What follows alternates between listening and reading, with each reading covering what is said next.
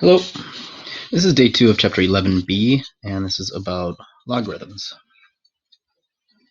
Again, here are a couple of practice problems just to get us to remember how we can make some sense out of the logarithms.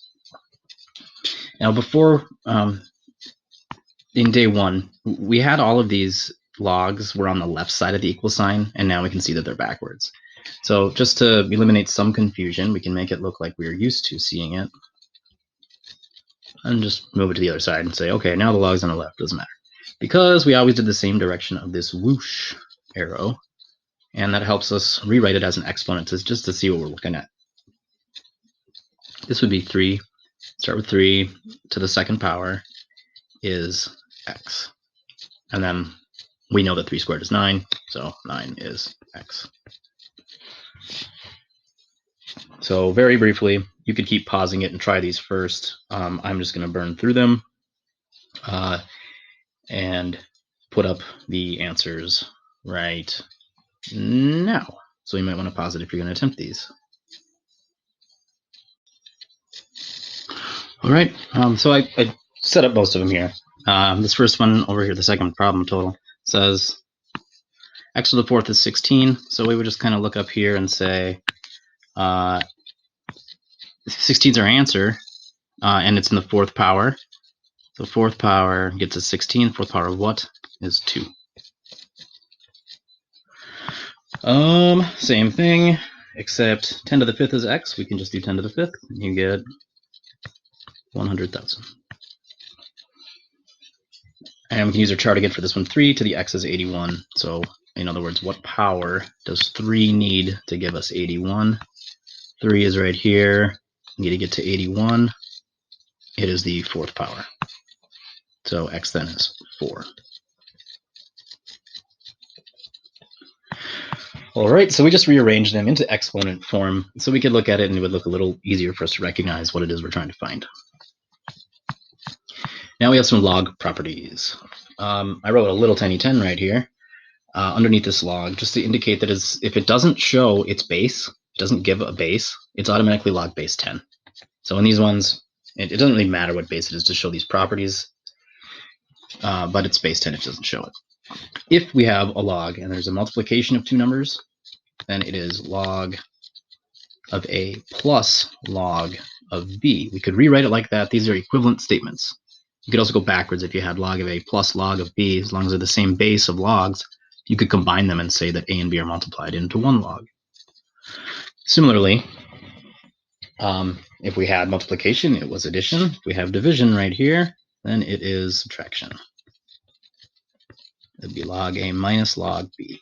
And again, I didn't write the bases because I'm just saying they're base 10. And then this one is very important. We'll use this quite a bit in the future, but if you have an exponent that's connected to that part of the log, it can come out front and act as a multiplier, or just a multiplication of that number. B times log of A. And it's very useful. It helps us solve solve for x when x is an exponent. And that is the method. We don't have a method other than that.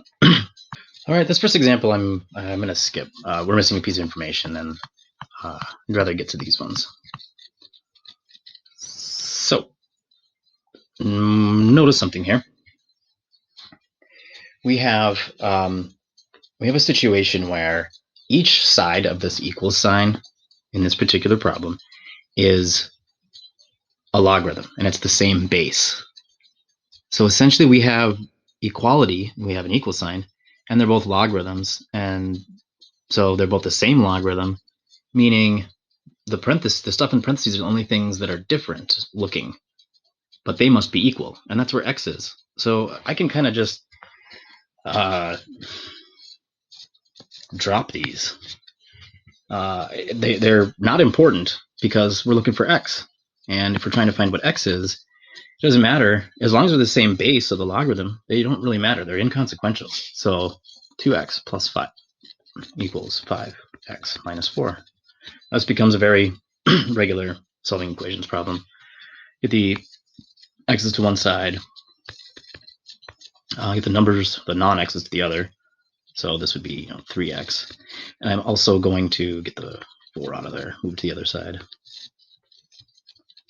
So we have 9 equals 3x.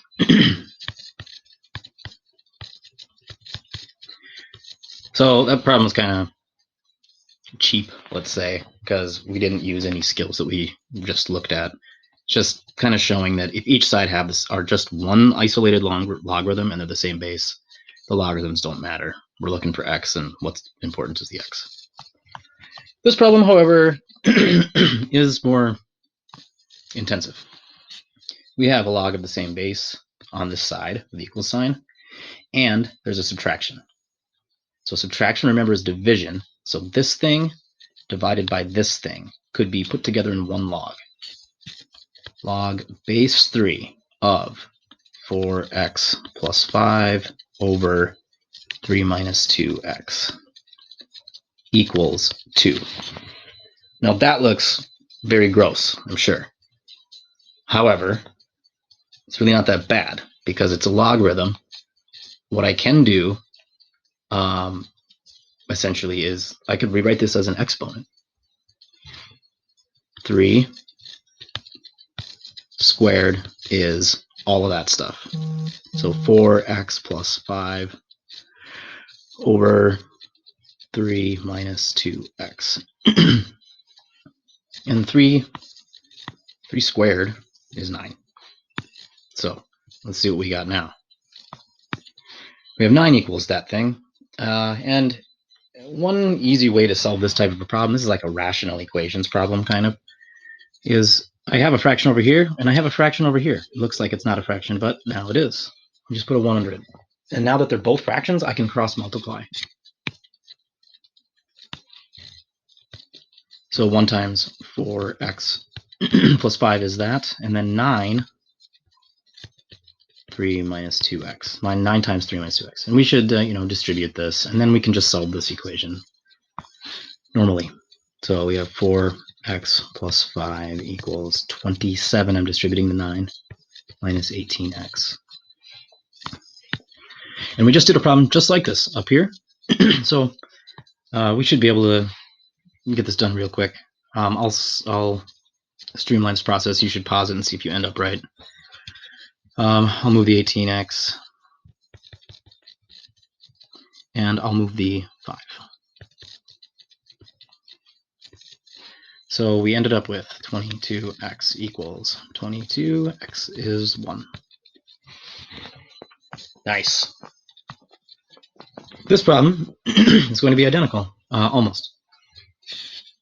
We have an addition of 2 logarithms that have the same base, so we can rewrite it as log base 3 of 4 times 3 minus 2x equals 2. Then, since it's still a logarithm, I don't have logs on both sides, so I can't just drop them. But I can rewrite this as an exponent.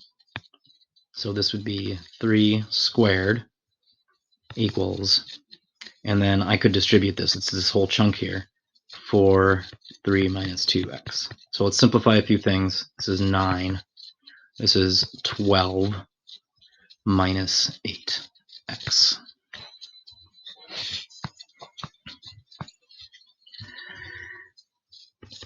So this is a 2-step equation. When you subtract 12, we're going to get a negative 3.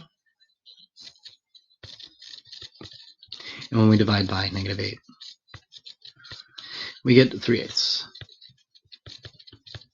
And while that's not a very satisfying answer, it's totally fine. You can get a fraction. That's all right. Okay, so again, the key thing here in the last 2 problems that we did, well, this first one, we saw they were both logs, so we got rid of them. It was a log equals a log, and they're the same base, so kind of was inconsequential. In this one, we did not have logs on both sides. We had 2 logs being subtracted on the same side, and they were the same base, so I could use that property that subtraction is really the division of what we're logging. So 4x plus 5 over 3 minus 2x. And then from this step, which is kind of, I think, a harder step, even though this first step's new that we did, it's new property.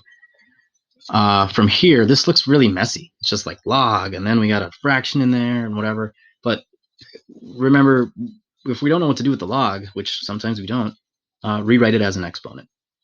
So 3 squared is equal to that fraction. And then I said 9 over 1 is a fraction too, so fraction equals fraction, we cross multiply. And then this last one, the main property I used right away is that I saw it was addition, so I multiplied the two parts of the log. And then rewrote it as an exponent again, right here, and solved. So here are a couple of log properties. Hopefully this made sense, and good luck.